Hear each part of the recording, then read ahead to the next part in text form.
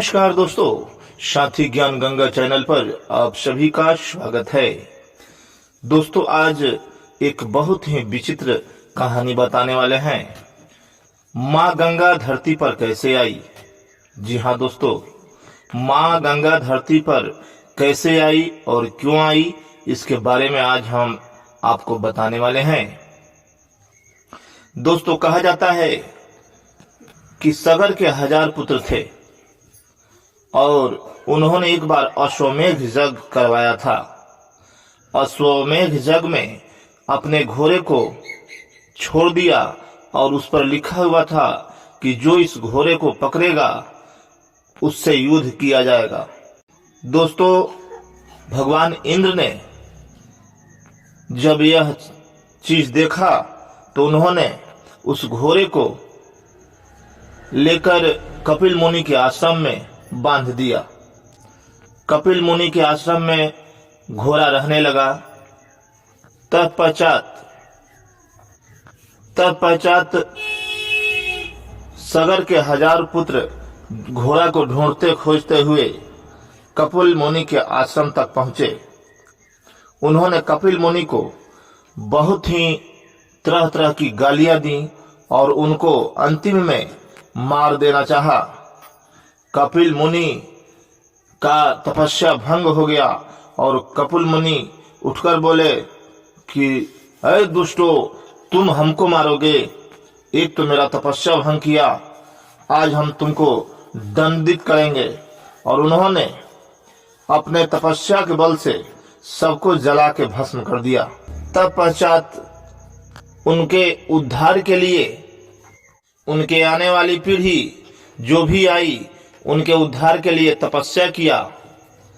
तपस्या करने के बाद किसी के तपस्या से भी माँ गंगा धरती पर नहीं आई, लेकिन उसी कुल में एक राजा भगीरथ जन्म लिए। राजा भगीरथ ने तपस्या किया और माँ गंगा की आराधना की, भगवान विष्णु की आराधना की, भगवान भोलेनाथ की आराधना की और फिर माँ गंगा को धरती पर आना पड़ा। जब माँ धरती पर आ रही थी तो उनका वेग इतना तेज था कि धरती पर आने से धरती नष्ट हो जाती। इसलिए यह देखकर भगवान भोलेनाथ ने माँ गंगा को अपने जटा में धारण किया और उनकी तीव्र गति को मध्यम कर दिया। तब जाके माँ गंगा धरती पर अवतरण हुई और भागीरथ को बोली कि हे भागीरथ, कपिल मुनि की आश्रम जहां तक है वहां तक हमको ले चलो। आगे आगे कपिल मुनि और पीछे पीछे माँ गंगा कपिल मुनि के आश्रम तक जाकर उनके जो भी पूर्वज थे उनका उद्धार किया और फिर जाकर उन सबकी आत्मा की शांति मिल गई। दोस्तों, माँ गंगा का पानी बहुत ही पवित्र होता है। कहा जाता है कि अगर आदमी अपने सच्चे मन से माँ गंगा की पूजन करे और माँ गंगा में डुबकी लगाए स्नान करे तो उनका सब पाप खत्म हो जाता है।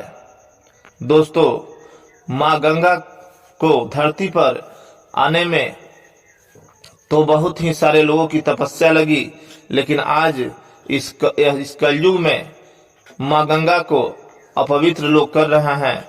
कूड़ा कचरा उसमें डाल रहे हैं और कूड़ा कचरा डालकर माँ गंगा को गंदा कर रहे हैं।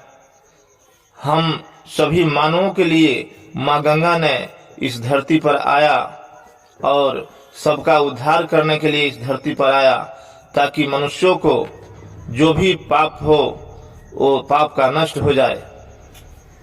लेकिन लोग पाप तो करते ही हैं और उसके बाद फिर गंगा में जाकर गंगा को भी गंदा करते हैं।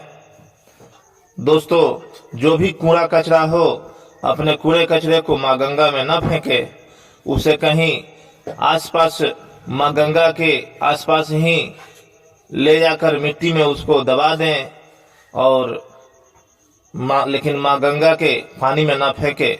दोस्तों, चलते चलते नमस्कार। मेरे चैनल को लाइक सब्सक्राइब करें ताकि ज्ञान की बातें आप तक हमेशा हम पहुंचाते रहें।